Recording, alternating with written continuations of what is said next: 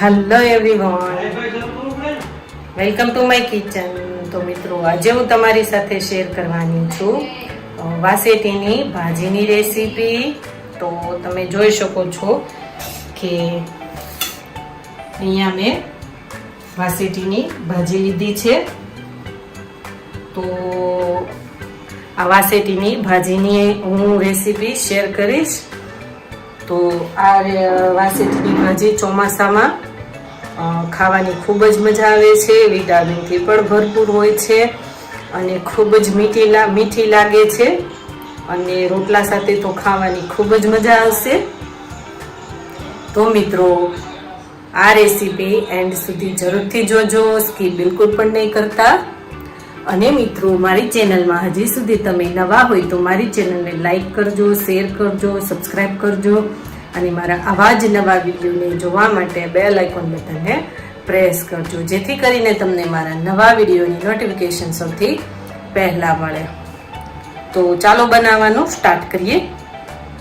તો પહેલા વાસેટીની ભાજીને આપણે વોશ કરી લેશું, જેથી કરીને તેમાં કાંઈ પણ રહેતી હોય એ બધી જ નીકળી જાય.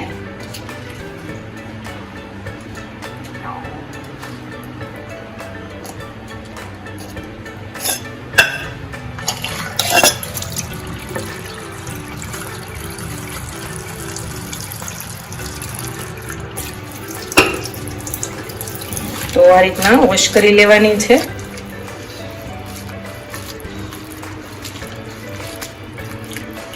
તો હવે આપણે પાણીમાં જ ભાજીને રહેવા દઈશું અને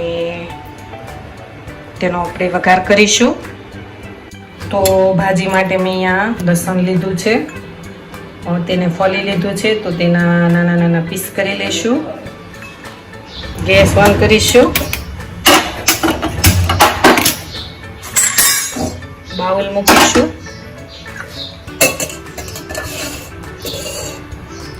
6 થી 7 ટેબલ સ્પૂન જેટલું તેલ એડ કરવાનું છે. જો તમને થોડું વધારે તેલ ભાવતું હોય તો વધારે કરવાનું.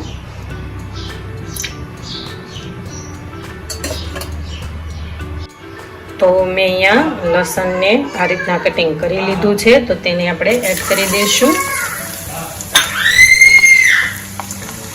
હવે આપણા લસણનો જે કલર છે થોડો ચેન્જ થાય પછી તેમાં આપણે ભાજી એડ કરીશું અને આ રીતના મિક્સ કરી લઈશું. તો તમે જોઈ શકો છો થોડો આપણો લસણનો કલર જે છે તે ચેન્જ થઈ ગયો છે. તો તેમાં 1 ટેબલ સ્પૂન હળદર પાવડર એડ કરીશું. 2 ટેબલ સ્પૂન જેટલો હિંગ એડ કરીશું.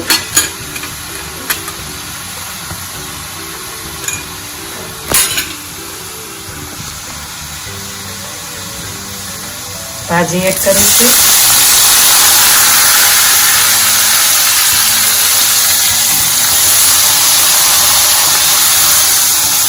તો આ રીતના મિક્સ કરી લેશું.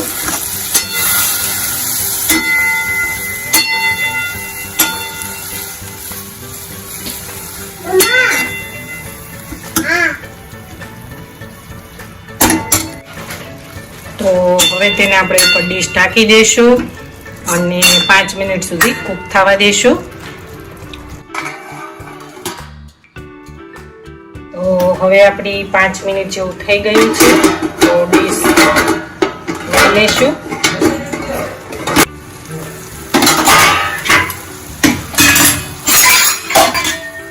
તો મિક્સ કરી લેશું.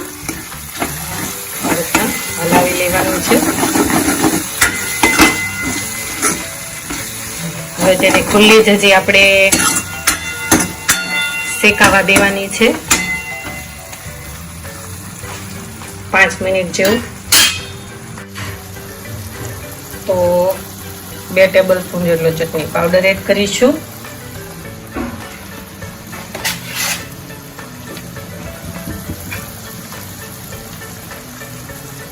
ધાણા જીરું પાવડર એડ કરીશું. સ્વાદ અનુસાર મીઠું એડ કરીશું. મિક્સ કરી લેશું.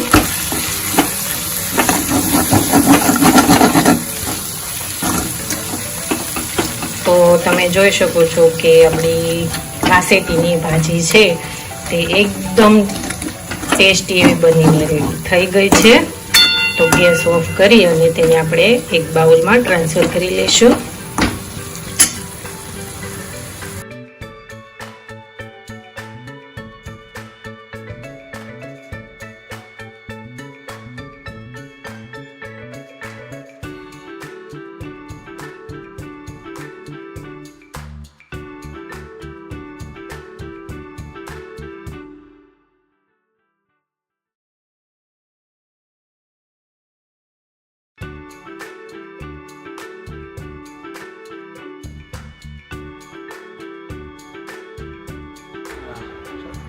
તો મિત્રો તમે જોઈ શકો છો કે આપણી વાસેટીની ભાજી છે તે એકદમ સરસ મીઠી એવી બનીને રેડી થઈ ગઈ છે. તો આ રોટલા સાથે ખાવાની તો ખૂબ જ મજા આવશે.